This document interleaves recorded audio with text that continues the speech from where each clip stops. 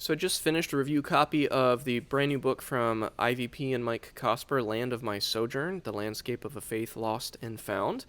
And I want to experiment. Thank you to IVP for sending me this copy for review. This is my honest reaction to it. I want to actually I want to do a slightly different format for my typical reviews because this book doesn't quite fit into my typical more in-depth format of the breaking down the research and the readability and all that stuff. So I want to do a quick review. And mostly I just want to talk about kind of what this book is, the main idea of it, and then my reaction to it, and just hopefully give you a sense of whether or not this would be something that you would want to read. So Mike Cosper is, at least I became familiar with Mike Cosper, as probably a lot of people did, through the very prominent podcast, The Rise and Fall of Mars Hill, put out by Christianity Today, that he put together. I really, really appreciated that podcast. I know that has there's a lot of back and forth on the kind of merits of that podcast. I'm not going to get into that. That's how I found Mike Cosper. I've continued to find him a very thoughtful, I appreciate his voice. I found him to be a thoughtful figure in kind of American evangelicalism right now. And so I was really interested in this book, especially that subtitle seemed to indicate to me that it was a bit of his deconstruction, disillusionment journey. It sounded like leaving Christianity and coming back to it. This book is not exactly that, and that's part of what I wanted to emphasize in this quick review here, is that there's a ton of publishing, and I've covered some books on this channel that have to do with deconstruction, disillusionment, all that stuff. There's a lot of publishing on the people leaving Christianity today, the nuns, the evangelicals, all of that stuff. There's a lot of memoirs coming out about questioning faith, reconstructing a different faith, or just out and out deconstruction. And the title and subtitle of this book indicate that it might be one of those, and it's not quite that. And so I want to delineate a little bit more of what this book really is. This is it's a memoir with a little bit of biblical devotional kind of reflection as well. But it's not strictly, I don't think it's quite fair to say that this is a memoir about deconstruction or like walking away from faith, or like utterly leaving Christianity. This is more of a memoir about kind of the painful shattering of a dream. And it is a memoir about profound disillusionment, I would say. Not necessarily deconstruction, but a profound disillusionment with the institution of the church in America, coupled with the loss of a dream, of building up something really, really big and profound. And so there's definitely some raw writing and some like wrestling with pain of losing those things, but it's not, I've read stuff about deconstruction, and it just doesn't fit quite in that, I would say.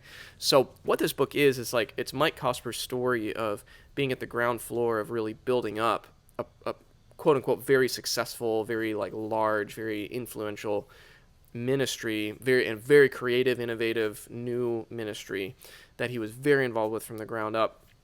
And then wrestling with just the loss of that, and like losing his position there and losing his voice there. Also threaded through this is his like confronting his like coming into conflict with a lot of the evangelical, political, cultural values that he just did not resonate with anymore. And so all of those things combine in his story to equal the profound loss and disillusionment of a dream, of hopes for his life and his career and his influence in the world and all of that. Which that is a story that it's very interesting, it's very gripping, it resonated with me a lot, but it's not a story about, it doesn't, at least in my mind, it doesn't fit in the typical deconstruction, walking away from faith, coming back to faith kind of stuff that's going on out there. And so the subtitle, Landscape of a Faith Lost and Found, it feels a little bit like, I can see what it means now that I've read the book, but it also set up my expectations to think that this book was maybe something different than what it was, and that's part of why I wanted to put this video out, is to let people know, like, this is what the book actually is.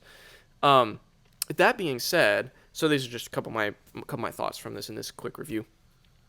A couple of things I really liked about this book. I found the writing very honest, very thoughtful, which is not a surprise if you follow Mike Cosper at all, especially his work with Christianity Today and their podcasting and media work. He also does some really, I think, helpful, he threads his story alongside the story of two biblical figures, the disciple Peter and then the prophet Elijah, which I thought was really interesting. And also there's a little bit of travelogue in here of him traveling to the Holy Land, to Israel, and like some of the things that he experienced there. So he threads together lots of different stories, his story of his ministry and his work and these biblical characters and then his traveling. And in mixed in with the kind of raw, honest, vulnerable processing he does, he really brings everything to bear on this like wrestling with coming to grips with the fact that something you thought was going to happen in the church, in your ministry, in your vocation, in your aspirations as a person, coming to grips with the fact that that's not going to happen, or not happen the way you thought it would, and the pain of that, and then walking with that pain into a deeper faith or a new faith or a different mode of faith. That's the landscape of faith lost and found that the subtitle is getting at. It's like, it might be more fitting to say this is like the landscape of a dream lost and found, or a faithful ministry dream lost and found, or a vision of ministry lost and found. That's not quite as catchy, but that's a little bit more of what's going on here. And to that end, if you're someone who aspires to do quote unquote great things in ministry, or I don't know, make a big impact for the kingdom of God in your life, I'm in ministry myself, and I've definitely wrestled with some of this dreams and visions and aspirations. There's a lot here that's just like, it just feels like you're walking with someone through all of that, someone who gets it, someone who understands it, and then I don't want to give too much away about where the book goes, but that's really what it's about. It's not so much about what's on the other side of that mountain. It's more about how to kind of like pick yourself up and keep going.